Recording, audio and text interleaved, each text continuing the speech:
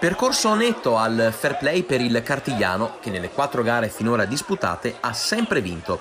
Domani pomeriggio, contro i veronesi dell'Ambrosiana, la formazione allenata da Alessandro Ferronato cercherà di completare il filotto prima di un tour de force che costringerà i biancazzurri ad affrontare in rapida sequenza il Charlins, la Luparense, l'Union Clodiense Chioggia e il Campo d'Arsego.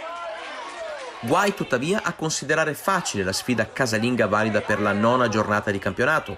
È vero che l'Ambrosiana ha vinto una sola gara lontano dalle mura amiche, ma è altrettanto importante sottolineare come i veronesi siano sempre riusciti a mettere in difficoltà gli avversari affrontati.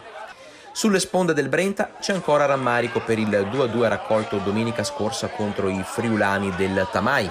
Ecco perché il Cartigliano vuole cercare un pronto riscatto per rimpolpare l'ottima classifica e per festeggiare un avvenimento importante.